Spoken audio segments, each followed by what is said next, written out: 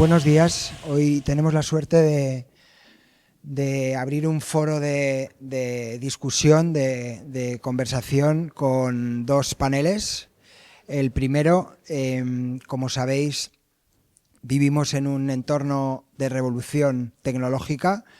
Seguro que nadie habéis oído hablar de la inteligencia artificial en los últimos meses, ni como estrategia de marketing, ni como preocupación global, ¿no?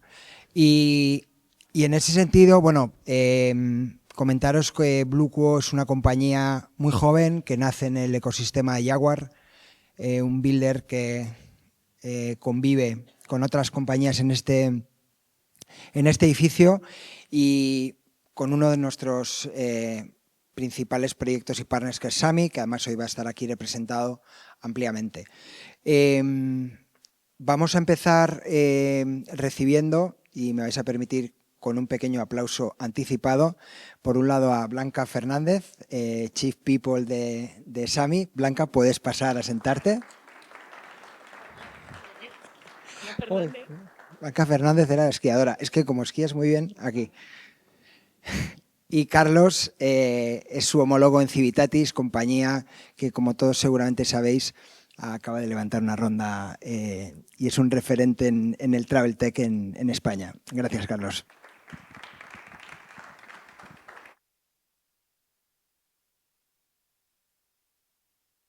Yo creo que aquí el verdadero experto es Joseph, no sé dónde está, vendrá después, porque tiene, no sé si sabéis, un podcast, y esto parece más un podcast que una mesa redonda, pero bueno.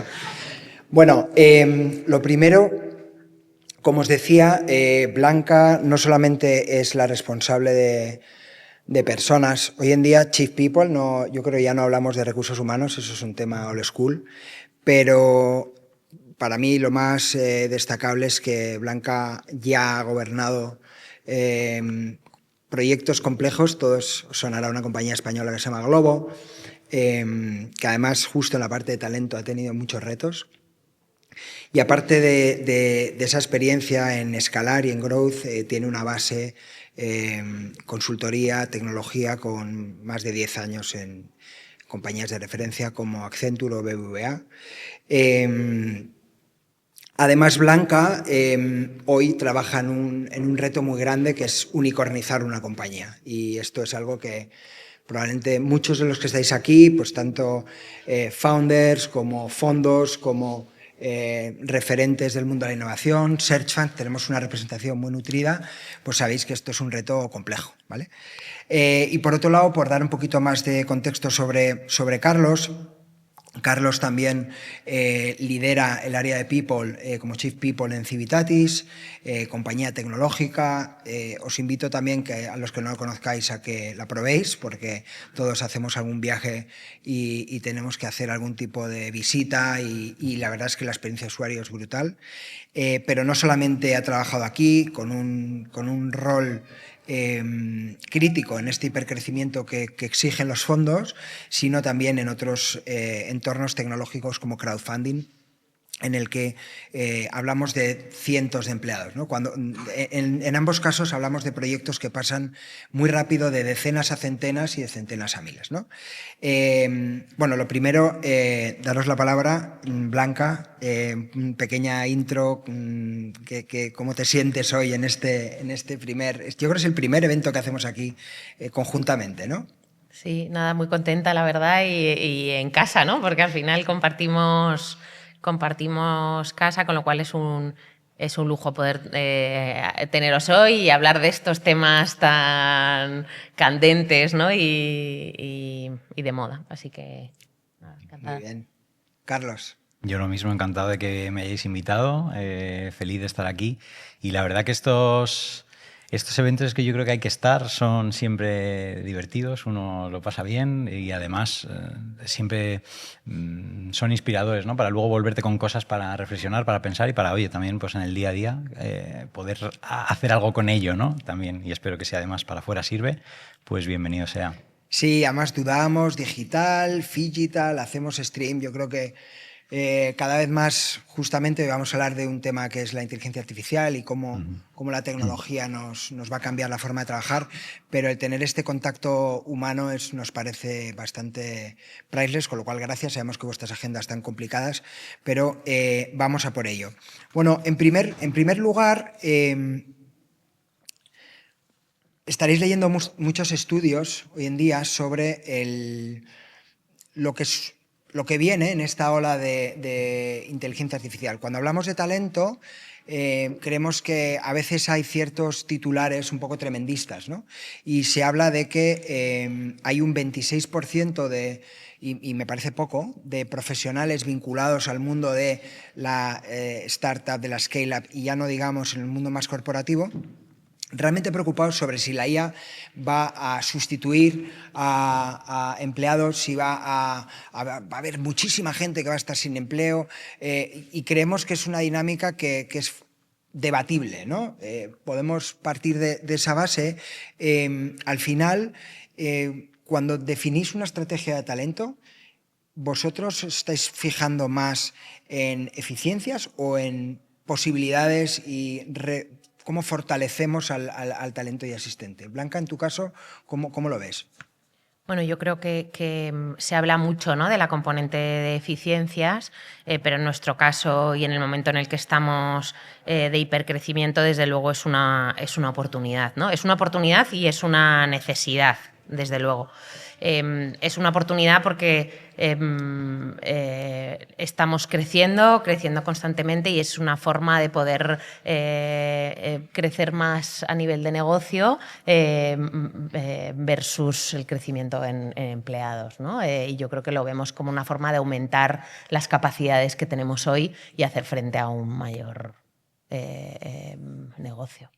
Claro, y eso, seamos también un poco conscientes, esto genera ciertas preocupaciones, cómo comunicar a nivel de talento que esto es una ola que viene para quedarse y qué retos esto nos trae en el día a día, ¿no? De cómo podemos enfrentarnos a esto con los equipos. Sí, bueno, a ver, yo creo que por un lado tenemos el reto de cómo conseguimos la mayor adopción, ¿no?, de la IA por parte de nuestros equipos, y evidentemente lo que estamos viendo es que la forma de incrementar la adopción no es abordarlo de forma masiva, ¿no? Un creativo no usa las mismas herramientas que un analista de datos o que alguien que está lanzando campañas, ¿no?, de marketing constantemente. Con lo cual, hay un tema que es la adopción y tenemos luego también pues otros temas como son, oye, cómo lo adoptamos y cómo aumentamos los procesos que tenemos hoy con IA de una forma mucho más rápida, ¿no? Sí. Vale, Carlos, un poco en línea con esto. En tu caso también sois una empresa fundamentalmente tecnológica, también por dar un poco de contexto. Sami es una compañía de servicios que tiene una fuerte carga tecnológica porque trabaja en un sector en el que la tecnología es el medio, que es el marketing digital. Pero hay una fuerza de trabajo importante de personas que utilizan herramientas, ¿no? En vuestro caso, al final sois un marketplace, ¿no? Y tenéis mucha carga tecnológica independientemente de que esté soportada por humanos. ¿Cómo ves esto? ¿Sustitución o hipercapacitación, ¿no? Y conservando también ese barniz que tú siempre pones de que al final somos humanos dentro también de nuestro... O sea, de que hay que cuidar el componente humano. Yo es que siempre lo he visto, tanto esta parte tecnológica actual como en otras revoluciones que ha habido, siempre he tratado de ver la parte como más positiva y optimista del asunto, ¿no? La tecnología, y ahora se habla mucho de la IA y todo el mundo está como loco, pero la tecnología ha venido... No es una cosa de hoy, ya hubo una revolución hace unos años, bueno, hace bastante con los PCs, móviles, etcétera, y revoluciones anteriores, en fin, tampoco quiero, si luego andamos en esto, genial, pero quiero como tratar de lanzar la idea de que ha habido muchas revoluciones y nos hemos adaptado y esta es una más. Entonces hay que, igual que en las anteriores, ver ese punto un poco de capacitación que tú decías, Pedro, ¿no? y de optimismo. Oye, pues ahora tenemos la capacidad de poder llegar a más, ¿no? De que nosotros en nuestros trabajos podemos llegar a más. Entonces el reto está en ver, oye, cómo eso lo exprimo, ¿no? Y que no me dé como, uy, la IA, y entonces te asustas y no. No, al revés, si es una cosa, es una herramienta para ti, ¿no? Yo creo que hay que tratar de verlo como esa capacitación a las personas y que nuestra función, ¿no?, en la que Blanca y yo trabajamos, debe tratar de ser aquella en la que va un poco impulsando eso, ¿no? Oye, no soltar a los empleados en, oye, aquí está la IA, toma, sé eficiente en tu día a día, ¿no? Vamos a acompañarte, ¿Cómo podemos hacerlo? Pues, por ejemplo, una cosa que decías, Blanca, es adaptación. Cada puesto tiene sus herramientas, cada puesto necesita unas cosas.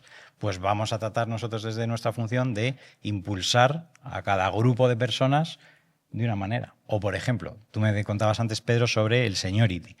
Vamos a tratar de impulsar la IA en función de capas de seniority. A lo mejor cada uno necesita unas habilidades, ¿no? Entonces, respondiéndote y por concretar, yo veo más capacitación, que sí, que la eficiencia está ahí y hay noticias y todo el mundo lo ve, ¿no? Y fenomenal. Pero vamos a darle esa vuelta de tuerca a ver cómo nosotros podemos a nuestros equipos darles esos superpoderes en el día a día para que aporten valor en otras cosas que a lo mejor son más necesarias para nuestros negocios, ¿no?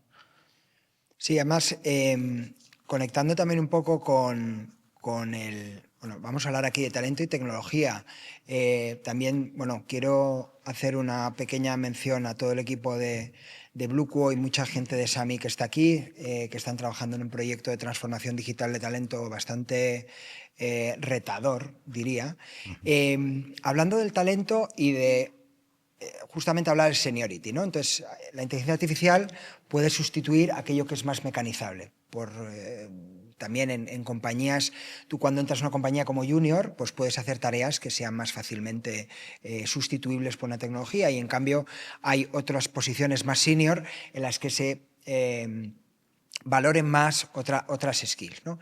La pregunta primero para Blanca es, a la hora de reclutar todo ese talento nuevo y ese talento que en los diferentes niveles va a tener que valorarse cuántos saben y cómo están preparados y adaptados para la IA, ¿cuáles son para ti los principales retos en este momento, ¿no? ¿Dónde ves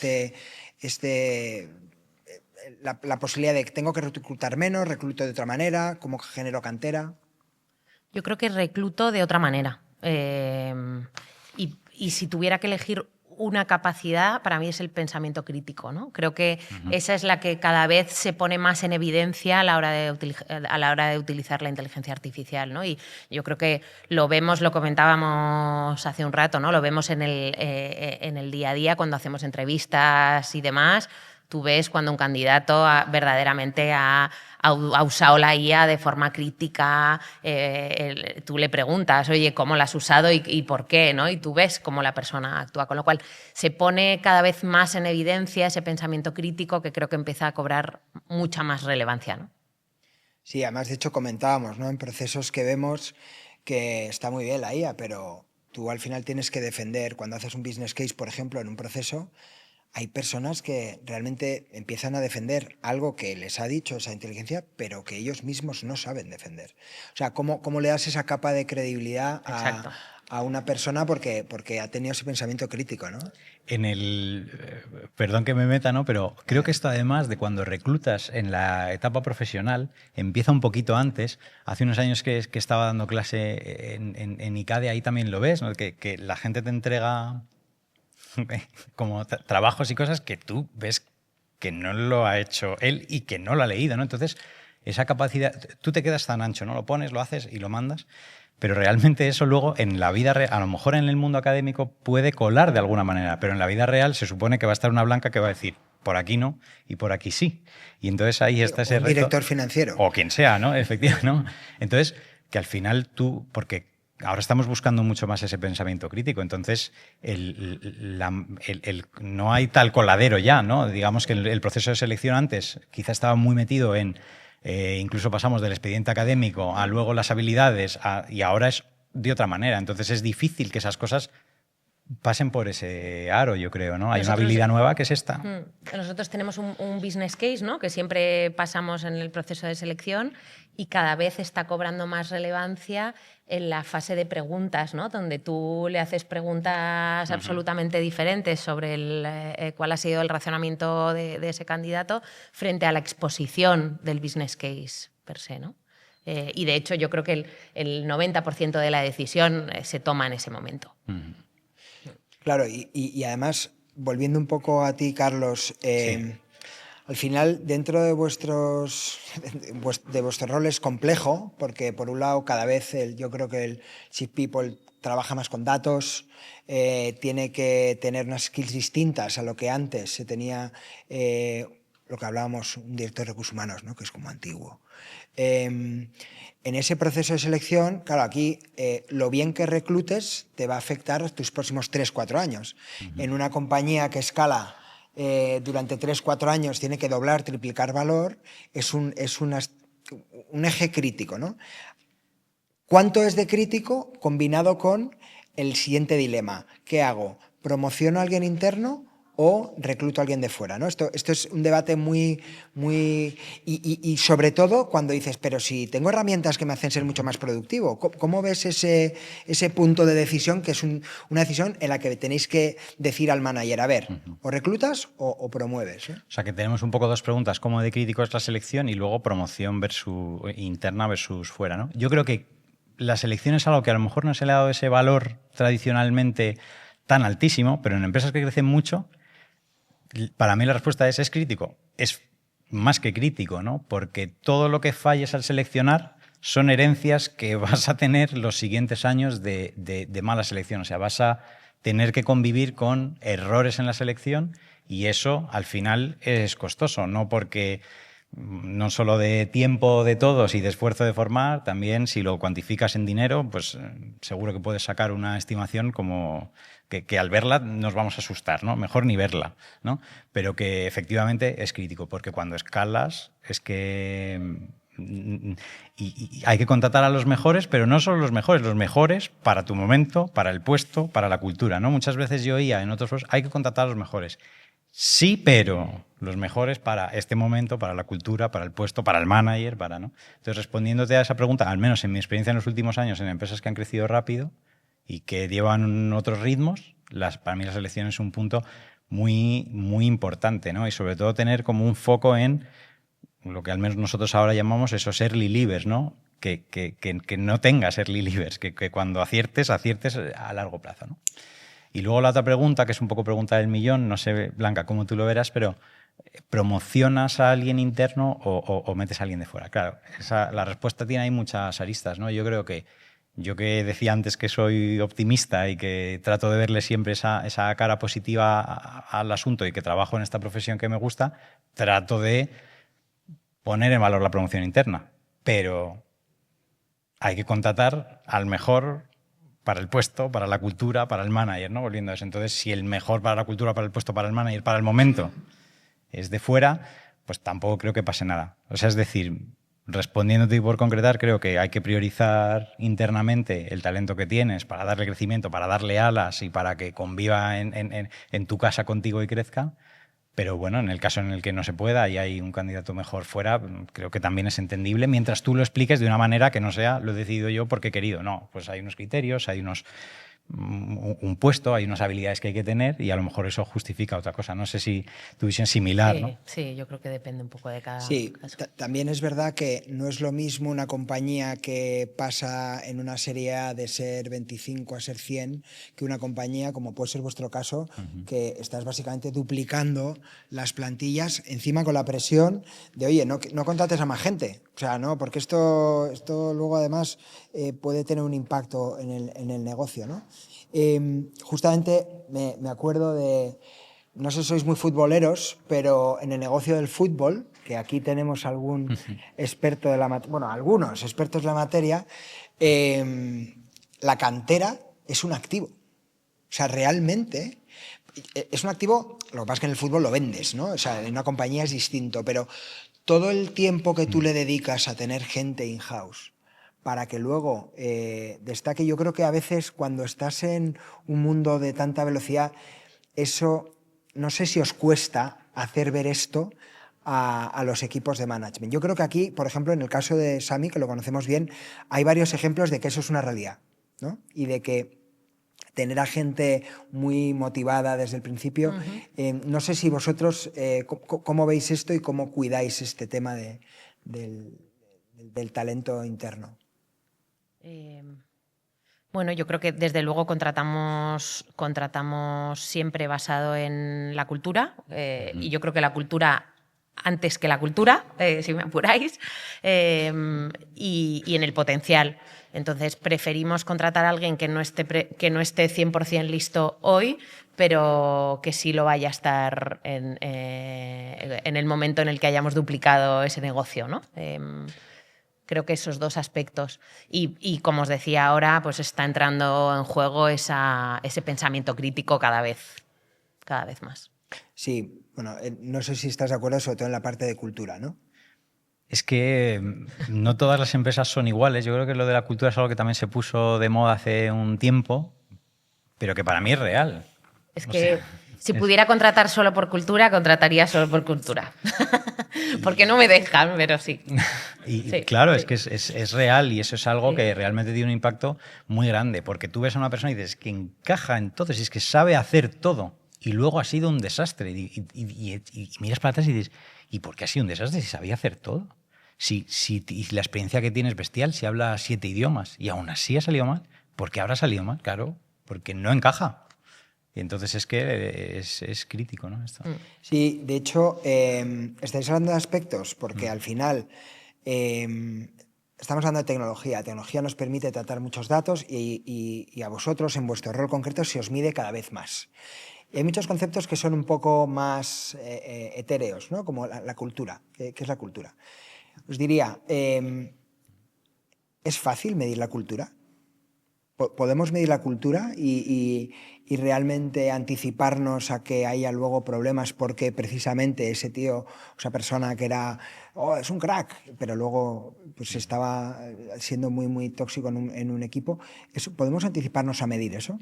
Sí, bueno, nosotros lo hacemos tanto en el proceso de selección con unas variables, ¿no? Y medimos a través de unos comportamientos y si ese comportamiento está muy alineado o poco, ¿no? Y hay una descripción pues muy tangible con una serie de preguntas en el proceso de selección, pero lo mismo en el proceso de performance review que tenemos cada 6 meses, ¿no?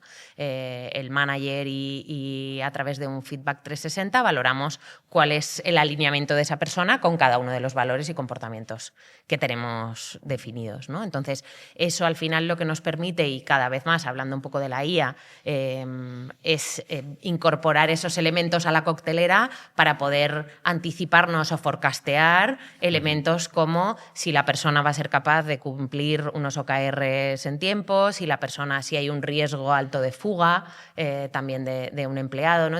Entonces, estos datos cada vez más nos ayudan a poder tratarlos de forma mucho más tangible. Sí, claro que sí. Carlos. Y aquí, por ejemplo, la IA también tiene un papel importante, chulo y que ayuda, ¿no? De que se meter en todas esas variables, esa coctelera que acabe por darte un output que tiene sentido, ¿no? Sobre la cultura, simplemente un poco hacer esta distinción entre lo que ahora se llama cultura, que dice Blanca, que estoy súper de acuerdo, de comportamientos, ¿no? Que tú valoras, que tienes una scorecard, que tratas de ser objetivo, con lo que antes yo creo que se malentendía de cultura, que es el feeling. Es decir, he visto a alguien y ha estudiado en la Autónoma, como yo, entonces es bueno. O sea, un poco por separar lo que es cultura de feeling. No, cultura vamos a poner comportamientos observables, que son los que nos interesan, el que sea, en Sami serán unos, en Civitatis otros, para objetivizar un poco, ¿no? Si no caes en ese feeling de, ay, lo bien que la entrevista... La buena entrevista que hemos hecho hoy con este candidato, madre mía, y encima estoy en la Autónoma, está dentro. Y yo creo que la cultura ahí no se quede en unos valores de feeling, ¿no? Nosotros, claro. por ejemplo, hemos aterrizado esos valores a excelencia y tenemos, pues, nuestro Be Kind no es ser amable y decirle a Pedro buenos días por la mañana, ¿no? Sino es ser capaz de dar un feedback constructivo a tiempo a la persona con la que trabajas. Ahí está el ejercicio, pasar del feeling de lo bien que has estado a ese segundo paso de comportamientos observables los máximos que se puedan, objetivizables, que van a ser súper de cada compañía. Cada uno tiene unos, porque lo que encaja en Sami a lo mejor no encaja en Civitatis o al revés, o igual sí, no lo sé, ¿no? Sí, en este punto, claro, en vuestro caso, ¿no? Normalmente os ha tocado tomar proyectos de un tamaño y o bien ir a otro proyecto o, por la razón que sea, dejarlo en otro tamaño distinto, ¿no? Entonces, todo esto que me estáis contando está muy bien, pero ¿cómo escalamos eso? Sobre todo en negocios en los que las personas son críticas, porque estamos viendo hoy en día titulares de compañías en que un tío o dos personas, sobre todo vinculadas a inteligencia artificial, son capaces de hacer facturaciones ARRs de 50, 100, 200, cosa que un factorial necesita cientos, ¿no? ¿Cómo veis esto cuando te toca escalar? Porque la teoría está muy bien, pero ¿cómo lo haces? ¿Cómo lo pones en acción a la hora de pasar o cuando de repente incorporas 300, 400, 500 personas al año? Claro, yo creo que aquí depende del... Hablaba antes con Blanca, ¿no? Muchas veces en estas empresas se celebra mucho el ya somos 100. Ya somos 200. Digo, ¿eso es bueno o no? Es que no, puede no ser bueno. ¿no? Entonces hay que ver también el momento y un poco lo que necesita la empresa, ¿no? Hay veces en los que esas contrataciones hay que hacerlas y es parte del crecimiento, ¿no? Pero muchas veces a lo mejor hay que hacerlo de otra manera, ¿no? Es más transformación de puestos o reorganización que simplemente incrementar headcount para sacar músculo luego de mirad cuánto crecemos, ¿no? Porque puedes crecer en personas, pero no crecer en otros aspectos. Puedes no crecer en revenue o no crecer en margen o no crecer en otras cosas, ¿no? Entonces hay que compensar, yo creo, un poco todo eso, ¿no? A lo mejor estás en un momento de crecimiento porque luego vas a estar en otro momento distinto, pero creo que hay que adaptarlo mucho, ¿no? Y no siempre es sacar pecho de eso porque puede no ser tan relevante para el momento, ¿no? Blanca, conectando esto con los KPIs, ¿no? Al final un fondo te va a medir, un board, por KPIs. ¿Cómo de fácil o de difícil es en cada momento de growth, momento de rentabilidad, ir haciendo todo este ejercicio de convicción de que no es el momento de mirar el EBITDA por FTE, es el momento de qué retos te suponen a ti dentro de un board en tus KPIs, que a veces además no todo el mundo entiende los KPIs que puede tener que defender un Chief People, ¿no? Lo hablábamos antes con Carlos, yo creo que estamos en un momento mucho más amable de cara a nuestra función de lo que estábamos hace unos años, ¿no? En el año 2021 o así. Creo que ahora los inversores son mucho más o tienen un equilibrio mucho mayor entre ese hipercrecimiento y la rentabilidad, ¿no? Yo creo que entienden mucho mejor el que vale más la pena ir creciendo de forma sólida que creciendo masivamente para después tener que corregir, ¿no? En un momento dado. Entonces, creo que gracias a Dios esos KPIs hoy en día, no sé cuál, creo que vuestro caso es el mismo, ¿no? Están mucho más equilibrados, ¿no? Entre rentabilidad, hipercrecimiento y demás, con lo cual vamos creciendo a un ritmo muy, muy sostenido. Sí, de mi lado muy similar también, ¿no? Que lo hablábamos antes, yo creo que es un momento distinto. 2020 o 2021 creo que había más fondos tratando de invertir, de crecer, era un momento de pisar el acelerador, que a lo mejor no sé si es tanto ahora, ¿no? Bueno, quizás ahora... O de otra manera. Bueno, o hay un cierto... Bueno, aquí algunos habéis trabajado con fondos o representáis en fondo y hay una mayor comprensión entre el foco exclusivo en growth o el foco exclusivo en rentabilidad. Y yo creo que prima probablemente hoy lo que dices, ¿no? Una sostenibilidad, una rentabilidad más que el crecer por crecer. Depende también del sector, ¿eh? Pero claro, en este sentido y volviendo un poco a vuestro rol y a cómo la tecnología os afecta, creo que, o sea, podemos decir que hoy en día un director de People tiene más peso en un board y que estáis más, sois personas a las que se escucha más. Que hace 10 años, desde luego, ¿no? Eso es Creo bueno. que siempre. 100%. 100%. 100%. Pero, por otro lado, si os exige, está más cerca del negocio, ¿no? Antes parece que People era algo que estaba un poco en el back y cada vez nos estamos acercando más a cuál es tu rol dentro del impacto que tienes en la cuenta de resultados. Bueno, no es que sea una exigencia, es que somos el negocio. Que si no, no haces nada. Sí, y hay que conocerlo y entenderlo y saber lo que vende tu empresa y cómo lo vende y saber dónde falla y tener cerca a los stakeholders para hacer bien nuestro trabajo. Es verdad que sí que creo que ha habido un movimiento de hace unos años, bueno, hace unos años pocos, ¿no? Pero a lo mejor 10 sí, ¿no? En el que esta función estaba más pululando por ahí, ¿no? Y no era una función como otra más, ¿no? Yo creo que ahora sí está estandarizado que es una función como otra más, en el que tú reportas como otro más, ¿no? Que también eso ha hecho que en esta función haya que reportar de una manera un poco más precisa, que a lo mejor antes, hace cuando fuera, 10 años o los que fuera, no se medía tanto, ¿no? Sí. Seguramente ahora ya, para bien lo digo, nos hemos adaptado a eso, ¿no? Y yo creo que la IA nos va a seguir ayudando a trasladar ese valor de negocio que hasta ahora, ¿no? Muchas veces costaba mucho más plasmar en datos, ¿no? Cuando hablábamos de personas no hablamos solamente de datos cualitativos, sino muchas veces de una ingente cantidad de datos qualis, ¿no? Y yo creo que la IA nos va a ayudar y nos va a seguir ayudando a trasladar eso a algo mucho más tangible. Conectando con esto y hablando de performance, que es uno de los topics que nos preocupan más en este foro, claro, tú cuando estás midiendo el performance, de hecho, justamente ahora estamos teniendo debates sobre cuál es una estrategia de performance review adecuada, ¿no? Con la objetividad de los datos, y eso está ahí, y luego la subjetividad que tiene el que yo evalúe a una persona, pues lo has dicho tú antes, porque me cae bien, porque es la autónoma o porque de repente hizo algo brillante en un momento adecuado, ¿no? En este caso, Carlos, primero, sí. ¿Qué retos, oportunidades ves en el performance, en la medición del performance gracias a tecnología, como decía Blanca? ¿Y es predecible este performance? Segunda pregunta. Bueno, Blanca antes hablaba también de forecastear con datos. Cuantos más datos metes en esa coctelera, más probabilidad de forecastear tienes o de predecir. No sé si existirá una bola de cristal de las performance review que te digan lo que hará la gente, ¿no? Estamos en ello. No sé, estamos en ello. El que invente la bola de cristal de la performance review pues tendrá un cliente con nosotros, ¿no? Porque lo usaremos seguro. Pero desde luego hay probabilidad de afinar más seguro, ¿no? ¿Qué retos hay de la performance review?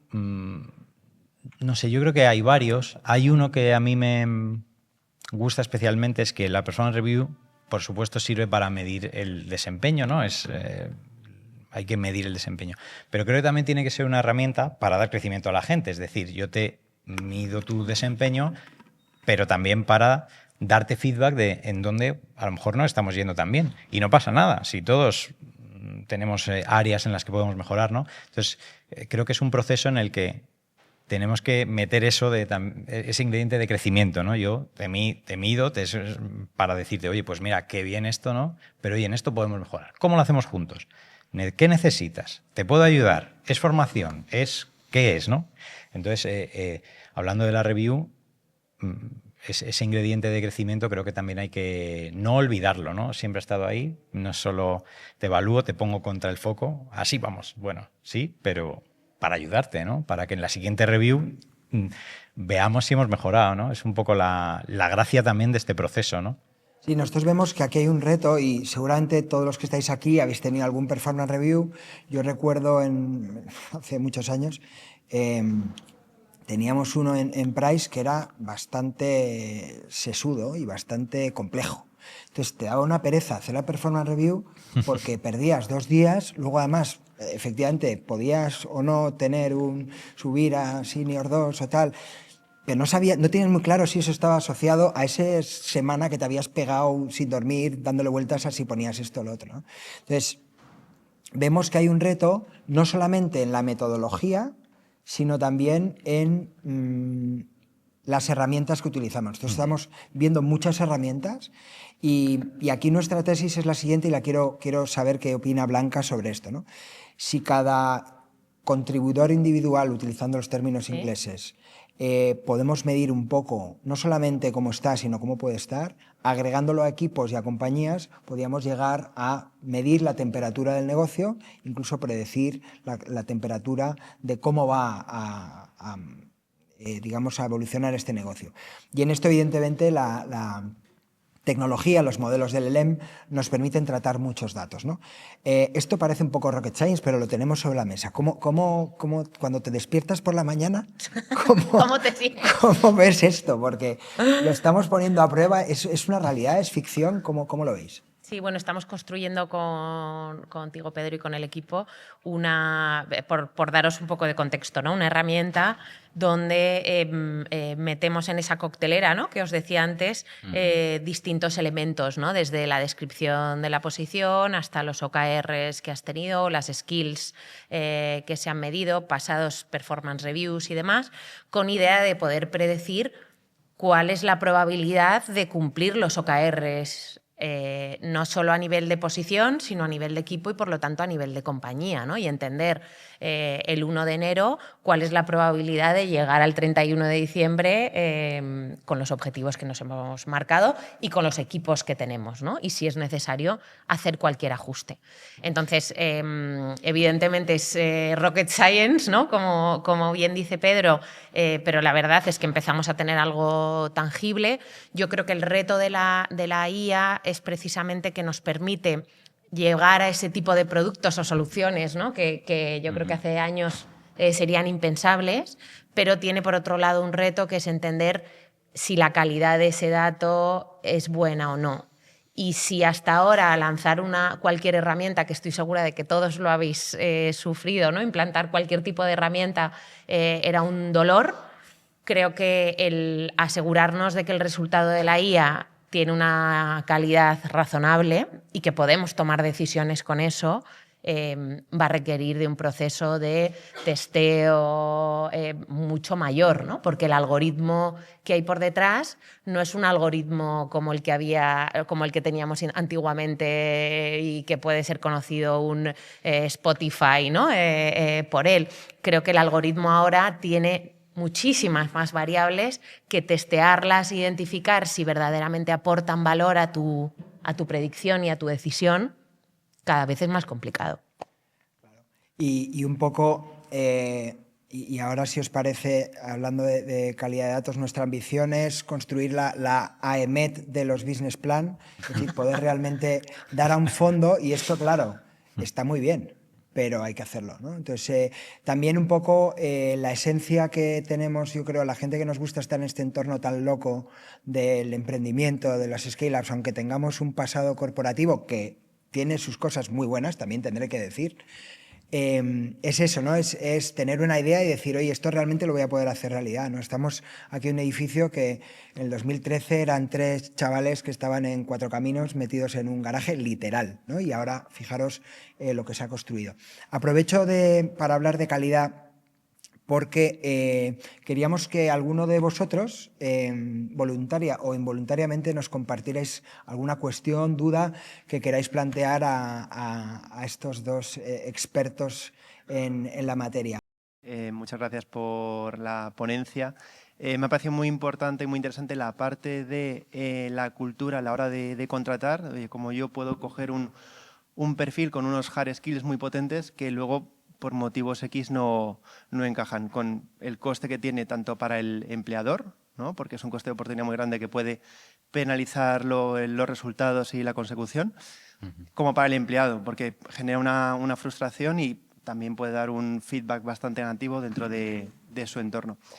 Entonces, aquí mi pregunta es si vosotros creéis que la IA como herramienta va a ayudar en ese proceso de selección del mejor candidato en los procesos, o si creéis que es algo que ahora mismo depende más del ojo clínico del reclutador y del equipo de people de una compañía. ¿Me lanzo yo? Venga, dale.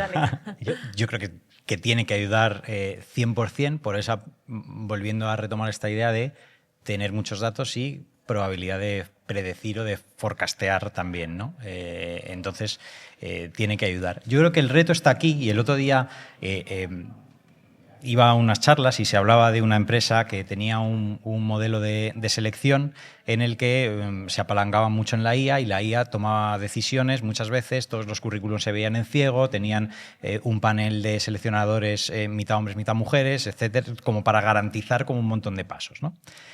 Y luego lo que pasaba era que al final la historia termina en que se habían dado cuenta de que realmente ese modelo de IA estaba entrenado de una manera en la que estaba repitiendo un sesgo que venían sufriendo durante unos años, ¿no?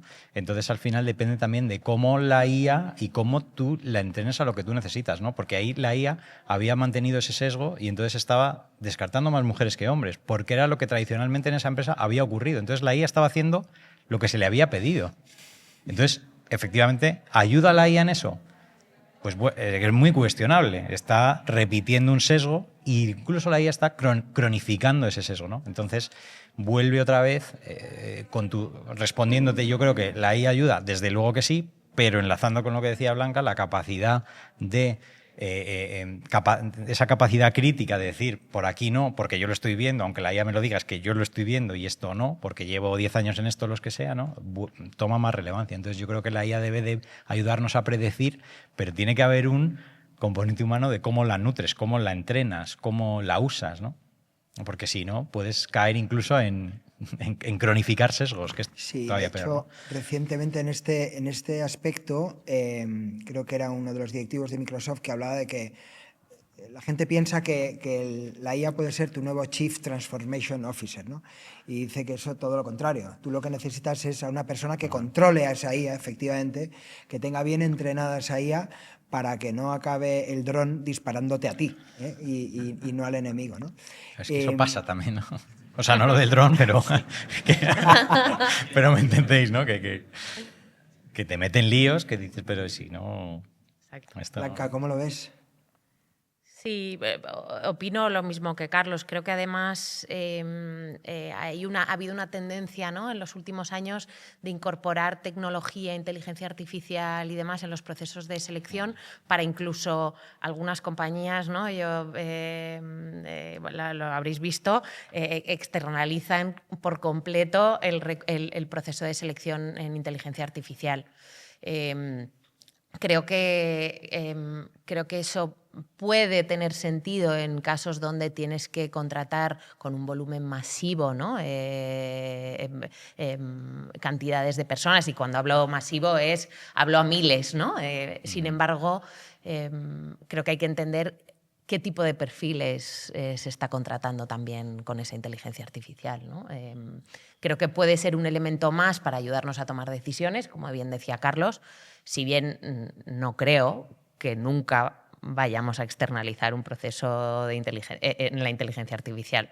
O sea, no sé, me equivocaría muchísimo, pero estoy casi segura de que eso no va a ocurrir jamás, ¿no? Al menos hoy nosotros estamos haciendo pruebas, ¿no?, con temas de grabaciones y demás, y la realidad es que el contacto humano prima de cara a la experiencia y muchos otros aspectos, ¿no?, tanto la evaluación y demás. Con lo cual, no digo que no sean grandes ideas, pero creo que aplican en entornos muy concretos, ¿no?, de contratación verdaderamente masiva.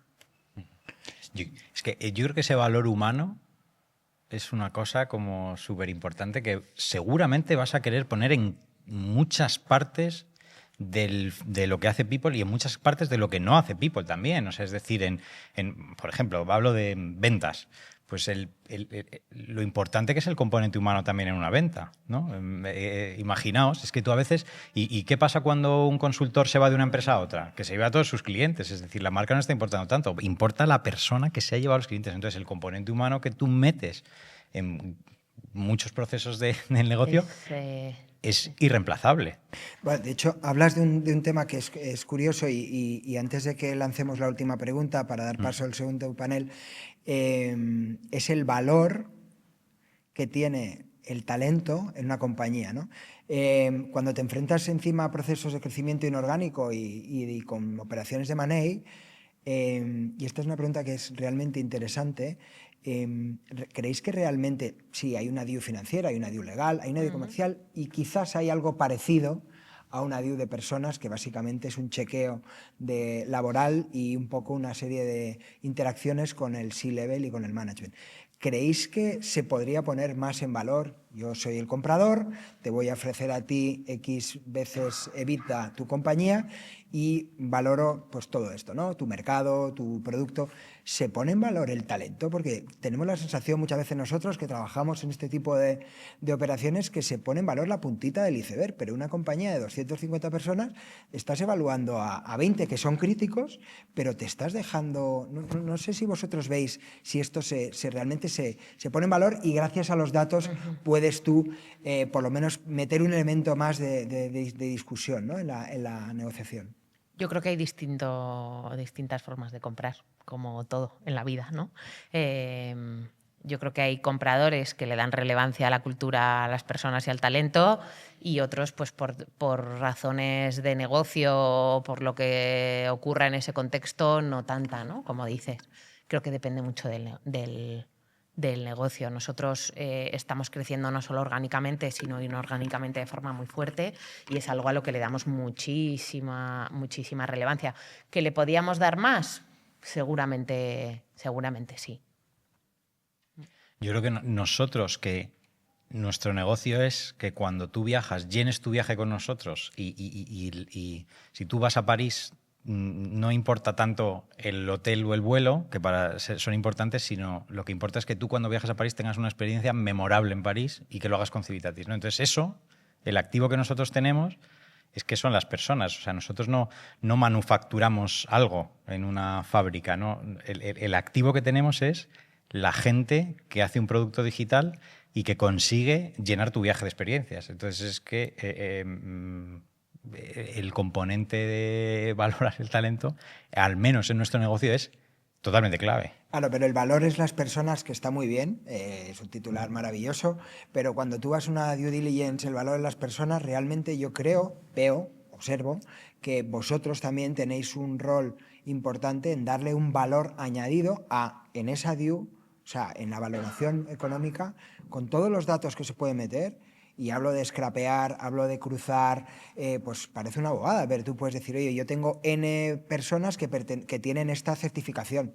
Pues esto no lo vale lo mismo que si no la tuvieran, ¿no? Entonces, yo creo que todavía es un punto, pues como en la compraventa de una casa. Ahora hay gente que te viene y parece que te está comprando una fábrica de ingeniería aeroespacial. ¿Pero de qué me estás hablando? Que esto es así. Ya, pero es que no. Hay más información. Entonces, por eso os da un poco el challenge, ¿no? Creo que es nuestro reto también poner en valor eso, Sí, ¿no? De lo que tienes en casa, ¿no? Es que nosotros en casa tenemos esto que es diferencial, ¿no? Es quizá nuestra función de saber poner en valor ponerlo eso. en valor. Y de cara al comprador también, que precisamente con Pedro trabajábamos en eso este año, utilizar las herramientas como la IA y demás para entender mucho mejor cuál es el talento del posible comprador, del posible vendedor, ¿no? Porque es verdad que son procesos donde se suelen tratar otros temas y la opacidad respecto del talento pues muchas veces es una barrera, ¿no? Que hay que saber derribar con cierta y teniendo cierta información pues te ayuda a entender mucho más cómo puedes valorar la empresa. Sí. Vale, pues no sé si tenéis alguna última pregunta. Sí, buenos días. Muchas gracias por el evento. Fantástico. Lo que lo llevamos y con lo que quedamos. Yo, la pregunta o la reflexión, y sobre todo un poco para analizar con Blanca y con Carlos cuál es vuestra valoración. Bueno, hemos centrado un poco, hemos hablado del talento, de atraer, la parte de selección, y hemos hablado un poquito de performance, que es la parte de retener, ¿no? Es verdad, muchas veces, y va a ser superfluo, ¿no? Es decir, hoy en día, por suerte, al final, la capacidad de acceso a tener información nos permite tener muchas veces pues, mucho conocimiento de la cultura de una compañía, ¿no? Al final, la gente que está, la que ha estado, la que ha pasado, te permite un poco, y todos somos conscientes que en ciertos puestos pues, se preparan mucho los procesos de selección, vamos muy preparados y, por tanto, bueno, es decir, esa fase, si siendo superfluo, lo vinculo un poco a cualquier relación sentimental, pues bueno, esa parte de enamoramiento, todos somos buenos, bonitos y tratamos de pues sacar lo mejor de nosotros para ser lo más atractivos y analizar y preparar la entrevista, ¿no? Y claro, al final también comentábamos aquí, ¿no? Todo lo vinculábamos, pues, joder, en este contexto en el que estamos de crecimiento, de emprendimiento, de crecer, grow. Es verdad que desde 2020-2021 ya es más difícil levantar, antes se valoraba mucho más el crecimiento, ahora ya se busca más la rentabilidad. Pero bueno, una vez pasada la fase de enamoramiento, de tratar de sacar lo mejor de nosotros, tenemos, pues eso, un contexto distinto, ¿no? Que es ahora cómo retengo. Todos somos conscientes que en los sectores más tecnológicos, pues realmente, bueno, las multinacionales y la capacidad financiera está haciendo que realmente la retención de talento bueno pues sea muy costoso. Por tanto, ahí queda esa parte de cultura. Pero claro, también justamente vinculado con el performance, si es la cuestión, cómo la IA puede ayudarnos a vincular a la performance. Venimos de retos pues, en el que efectivamente antiguamente hacíamos la performance review una vez al año, la estamos buscando ahora hacerla cada 6 meses, pero es verdad que las nuevas generaciones tienen la necesidad de retroalimentación continua. Nos levantamos todas las mañanas y según nos levantamos pues tenemos un día positivo o negativo, nos sentimos más alineados o menos alineados con la cultura y por tanto, claro, está cambiando incluso la realidad del nuevo talento y por tanto, claro, el acompañamiento casi muchas veces hace con una retroalimentación continua y constante y si es negativa, los egos enseguida me hacen ver que ya pues la cultura no me satisface y lógicamente la rotación, sobre todo en sectores tecnológicos, es alto.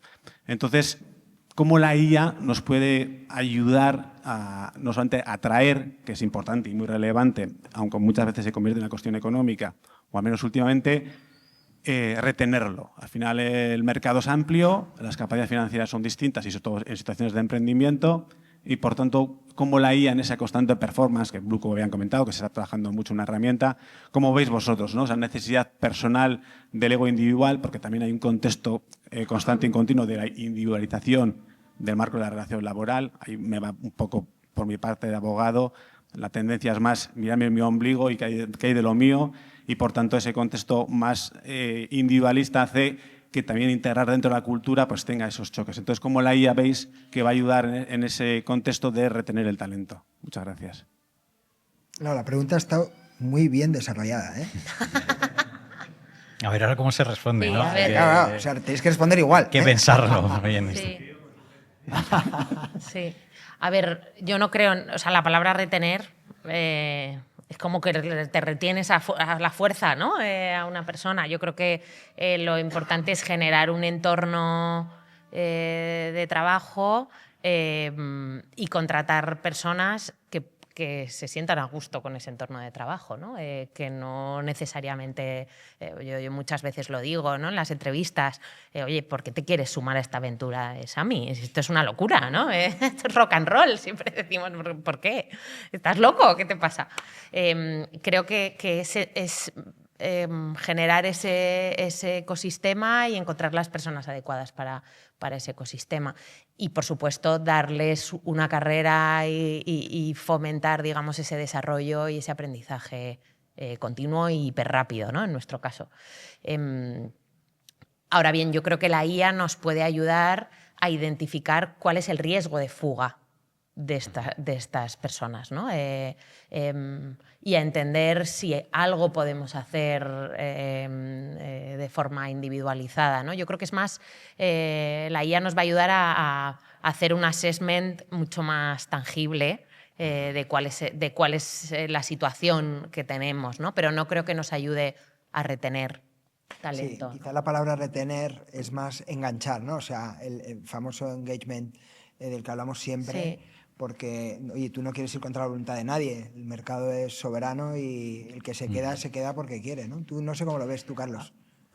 Voy a dar así un poco de contrapunto, pero hace un tiempo daba una charla y sacaba unos datos de Adecco y no voy a desvelar nada que no sepa nadie de esa encuesta, pero una de las cosas, de los principales motivos de querer buscar trabajo y de irte a otro sitio era que no estás alineado con tu manager.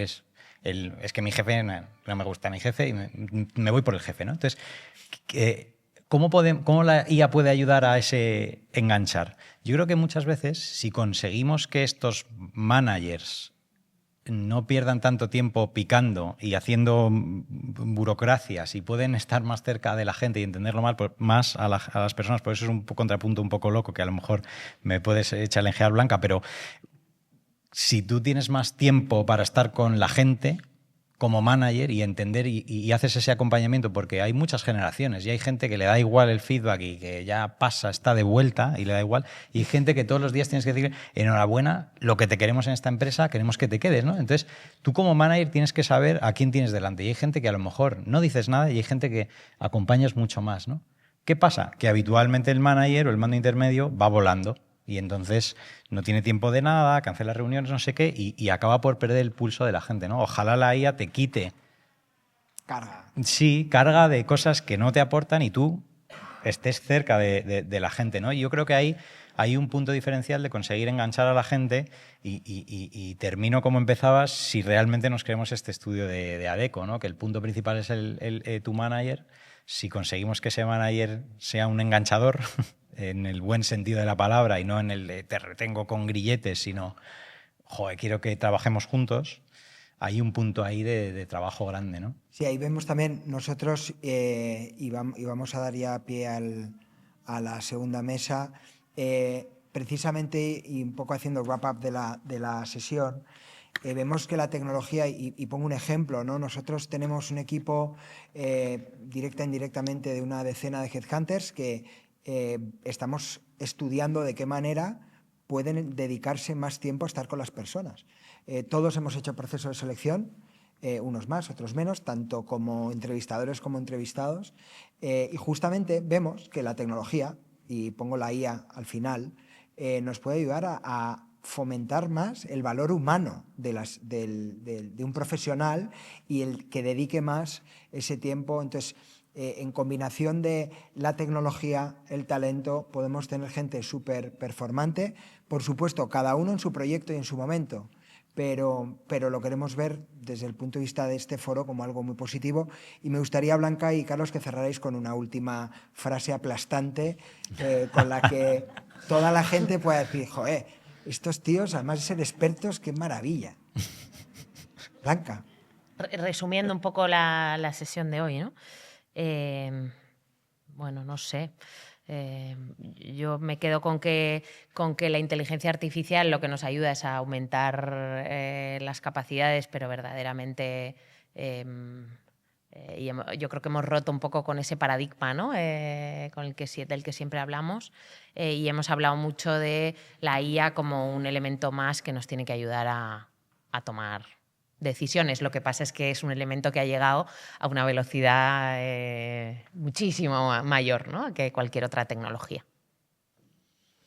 Yo por cerrar diría, ¿no?, respondiendo a la pregunta que tenemos ahí, ¿no?, la próxima crisis para el empleo, la próxima porque ha habido muchas, ¿no?, y todas las hemos superado, ¿no?, y en todas estas crisis hemos hablado de si era destrucción de empleo versus realmente con lo que quiero cerrar, que es transformación de empleo, ¿no? Entonces, oye, la próxima crisis para el empleo no es una crisis, es simplemente transformación y adaptación. Esa es como con la nota con la que yo cerraría, ¿no? Estamos ahora antes se abría con la tecnología una puerta, ahora se nos abren cientos de puertas. Entonces es una oportunidad gigante de transformación, de adaptación, de crecimiento. Sí. Justamente tenemos aquí a nuestro equipo de tecnología con el que compartimos muchas veces que hoy un CTO tiene las capacidades de hacer lo que 10 tíos hacían hace 5 años, ¿no? Y esto es incremental mes a mes, ¿no? Entonces nos quedamos un poco con ese mensaje, un fuerte aplauso, y además quiero deciros algo, bueno, tenemos luego por favor, intentar aguantar porque la mesa redonda, esta era muy buena, la que viene ahora es igual. No voy a decir lo mejor, pero lo que mejor vais a disfrutar es cuando terminemos después en el rooftop con un pequeño cóctel. Damos paso a la siguiente ronda con un fuerte aplauso a Carlos de Blanca. Gracias.